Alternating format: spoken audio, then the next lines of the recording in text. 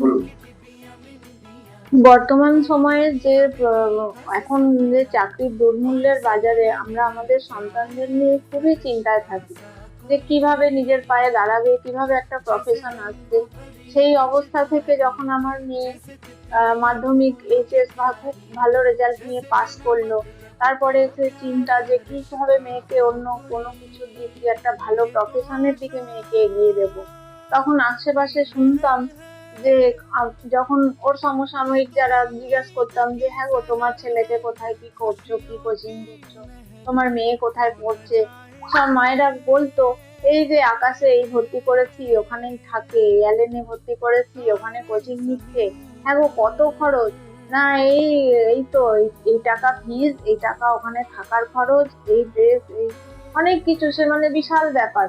তখন আমি ভাবতাম যে আমার তো এরকম ফিনান্সিয়াল এত আমি স্ট্রং নই, তাহলে কি আমার মেয়েটা টাকা, শুধুমাত্র টাকা পয়সার অভাবে একটা ভালো ভবিষ্যতে মেয়েটাকে করে দিতে পারবো না।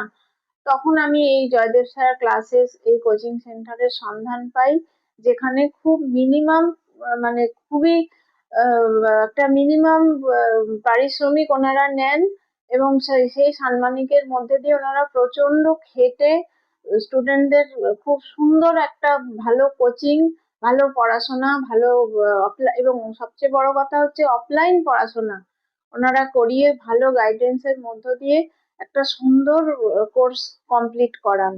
যার ফলে আজকে আমার মেয়ে জিএমআর র্যাঙ্ক ওর আজকে 1030, ও মেডিকেল কলেজে, কলকাতা মেডিকেল কলেজে পড়ার চান্স পেয়েছে।